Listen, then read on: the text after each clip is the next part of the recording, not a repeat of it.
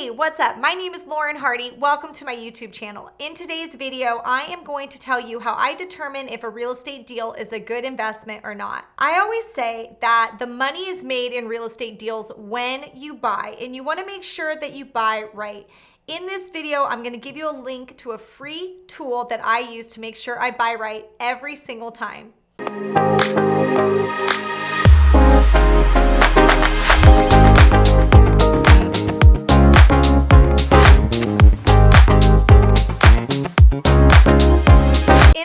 I'm going to explain how money is made at the time of the purchase. I'm going to also talk about how it is very dangerous to buy speculatively, and I'm going to explain what that means. I'm going to share with you how I use a deal analyzer tool on every single deal to make sure that I'm going to profit from every investment I make. And I'm going to give you a quick tutorial on how to use that deal analyzer. So let's get into it. How is money made at the time of the purchase? So I recommend when you are looking at a real estate deal, say it's a house that you want to flip, you want to make sure that you are making money at the time of the purchase. And what that means is ask yourself this question.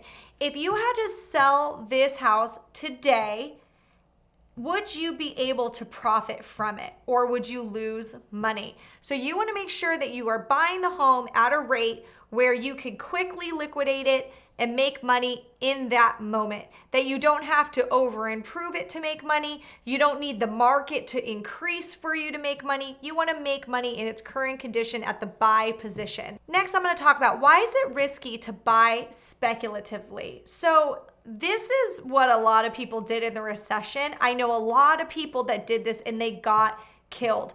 What it means to buy speculatively is that you are buying this property with the hope and pipe dream that it is going to go up in the near future. You don't have any comps that really support it, but the market is going a direction that keeps trending upwards. So you are thinking that if all goes to plan, your property is going to be worth more in the next few months and you'll sell it and make money.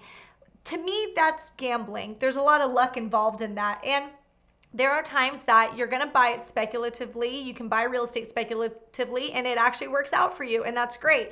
But it's my personal opinion that I don't do it. I don't work that way. I've never bought flip deals that way, and I wouldn't. I think it's irresponsible. I think you're relying too much on luck and gambling. So personally, I refer back to making money in the buy position. I want to buy something that no matter what, I'm going to make money today, unless maybe something very unforeseen happened in the market.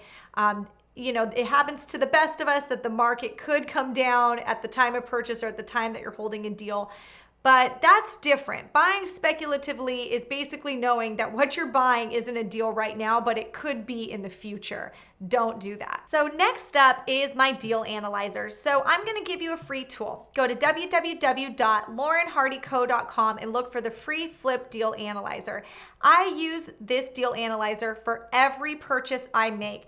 And it's an amazing tool because it helps remind you of all the expenses that come into buying and selling real estate. It's very easy if you were just doing this on a napkin that you're going to forget some expenses.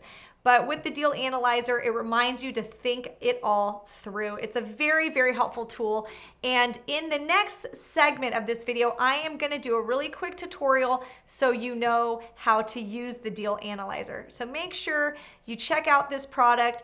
Go to my website, www.laurenhardyco.com. It's all in the show notes if you need help. All right, guys, check out my flip deal analyzer. So this is the calculator that I use for every single property that I analyze as a potential flip deal. So I highly recommend you guys put every one of your leads into this calculator. The reason I love this calculator is it really reminds you of all of the expenses that can be incurred, when you're flipping a property. So let's start at the top. I'm just going to show you in this video how to use it.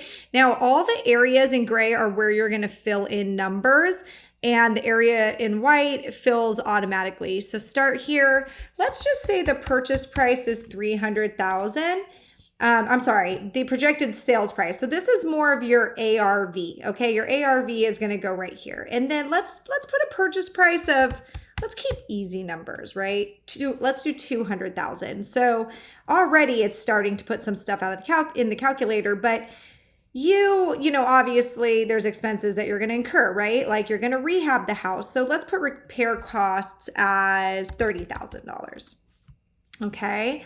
So right here, it's already doing some calculating, but you're not done because you got to specify how long we're going to hold this house for. I'm going to estimate 5 months. Okay. So look, it's still calculating numbers as we go, but we're not done because we are actually going to get a loan for this property. So right here, total private money, this is the total. And these are the details. So you're going to put your interest rate, your loan amount, and any points and fees. So what here I would do, let's say the interest rate that we got was 10%. Okay, you're getting a hard money loan. And let's say our loan amount, let's get the purchase price plus the repairs. Let's pretend that we're just getting the whole thing financed, okay? You guys can put whatever you want here.